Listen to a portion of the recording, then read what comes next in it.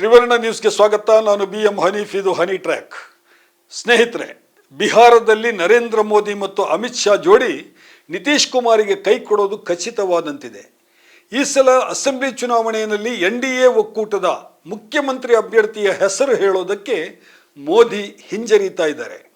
ಶುಕ್ರವಾರ ಬಿಹಾರದ ಬೆಗುಸರಾಯ್ನಲ್ಲಿ NDA ಒಕ್ಕೂಟದ ಬೃಹತ್ ಚುನಾವಣಾ ರ್ಯಾಲಿ ನಡೆಯಿತು.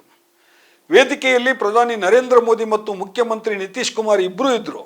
CM ಅಭ್ಯರ್ಥಿಯ ಹೆಸರನ್ನು ನರೇಂದ್ರ ಮೋದಿ ಅವರು ಆ ವೇದಿಕೆಯಲ್ಲೇ ಘೋಷಿಸ್ತಾರೆ ಅನ್ನೋ ಸುದ್ದಿ ಟಿವಿಗಳಲ್ಲಿ ಹರಿದಾಡ್ತಾ ಇತ್ತು. ಸಭೆಯಲ್ಲಿದ್ದಂತಹ JDU ಕಾರ್ಯಕರ್ತರು ಕೂಡ ಅದನ್ನೇ ಕಾಯ್ತಾ ಇದ್ರು. ಆದರೆ ಎಲ್ಲರ ನಿರೀಕ್ಷೆ ಹುಸಿಯಾಯಿತು.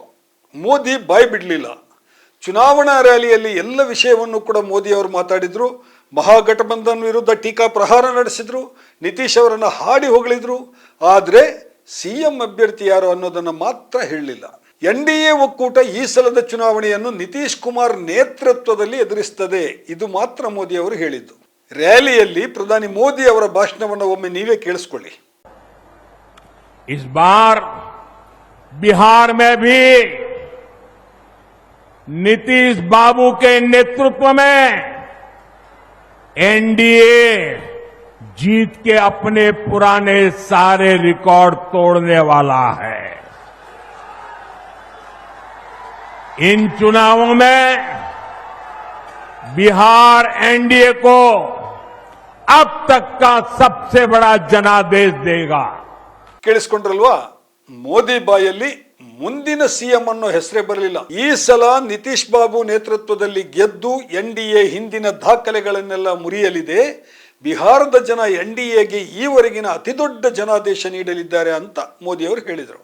ಇದರ ಅರ್ಥ ಬಹಳ ಸ್ಪಷ್ಟವಾಗಿದೆ. ಚುನಾವಣೆಯಲ್ಲಿ NDA ಬಹುಮತ ಗಳಿಸಿದ್ರೆ ಮುಂದಿನ ಮುಖ್ಯಮಂತ್ರಿ BJPಯವರೇ ಆಗಲಿದ್ದಾರೆ, ನಿತೀಶ್ ಬಾಬು ಅಲ್ಲ. ಇದಕ್ಕೂ ಒಂದು ದಿನ ಹಿಂದೆ ಕಾಂಗ್ರೆಸ್ಸಿನ ಹಿರಿಯ ನಾಯಕ ಅಶೋಕ್ ಗೆಹ್ಲಾಟ್ ಅವರು AICC ವೀಕ್ಷಕರಾಗಿ ಪಾಟ್ನಾಕ್ಕೆ ಬಂದಿದ್ರು. ಬಿಹಾರದಲ್ಲಿ ಇಂಡಿಯಾ ಒಕ್ಕೂಟದ ಮುಖ್ಯಮಂತ್ರಿ ಅಭ್ಯರ್ಥಿ RJDಯ ತೇಜಸ್ವಿ ಯಾದವ್ ಎಂದು ಅವರು ಬಹಳ ಸ್ಪಷ್ಟವಾಗಿ ಪತ್ರಕರ್ತರ ಮುಂದೆ ಅನೌನ್ಸ್ ಮಾಡಿದರು. ಮಾತ್ರವಲ್ಲ, NDA ಈ ಸಲ ನಿತೀಶ್ ಕುಮಾರ್ಗೆ ಕೈ ಕೊಡುತ್ತೆ ಅಂತ ಭವಿಷ್ಯ ಕೂಡ ಹೇಳಿದರು.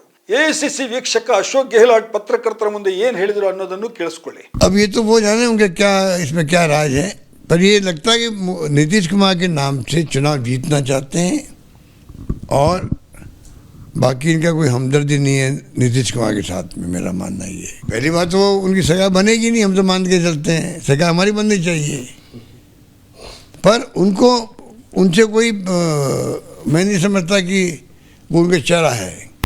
वो कहे कि चुनाव के बाद में नीतीश कुमार हमारे मुख्यमंत्री चेहरे रहेंगे अगर हमारी सगा बनती तो कहे. वो ಗೆಹ್ಲಾಟ್ ಹೇಳ್ತಾರೆ, BJPಗೆ ನಿತೀಶ್ ಕುಮಾರ್ ಹೆಸರಲ್ಲಿ ಚುನಾವಣೆ ಗೆಲ್ಲೋದು ಬೇಕಾಗಿದೆ, ಆದರೆ ಅವರನ್ನು CM ಮಾಡೋ ಉದ್ದೇಶ ಈ ಸಲ ಇಲ್ಲ.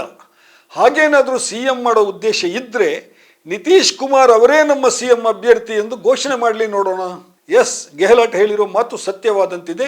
ನಿತೀಶ್ಗೆ ಈ ಸಲ BJP ಕೈ ಕೊಡೋದು ಸ್ಪಷ್ಟವಾಗಿದೆ. ಅದಕ್ಕೆಂದೇ ಮೋದಿ ಅವರು ಈ ವಿಷಯಕ್ಕೆ ಯಾವುದೇ ಅನೌನ್ಸ್ಮೆಂಟ್ ಮಾಡಲಿಲ್ಲ.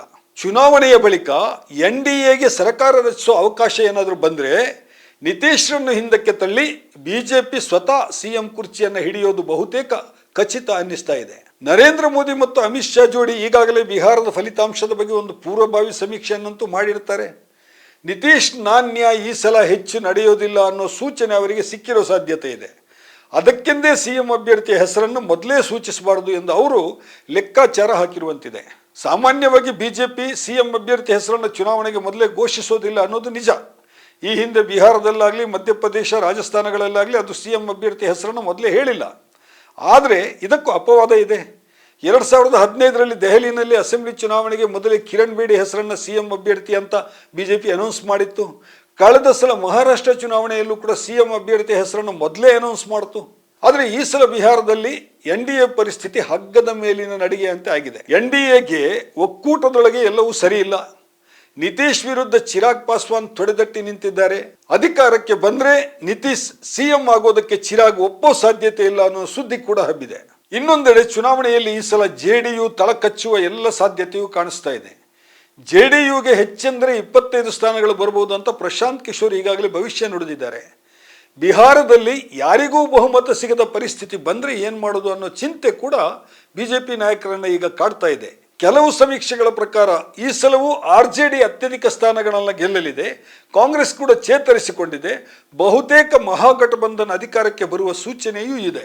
ಫಲಿತಾಂಶ ಏನೇ ಬರಲಿ, ನಿತೀಶ್ ಕುಮಾರ್ ಪರಿಸ್ಥಿತಿ ಮಾತ್ರ ಚಿಂತಾಜನಕ ಇದೆ ಅನ್ನೋದಂತೂ ಸ್ಪಷ್ಟ. ನಿತೀಶ್ ಮಾನಸಿಕ ಆರೋಗ್ಯ ಪದೇ ಪದೇ ಕೈಕೊಡ್ತಾ ಇದೆ.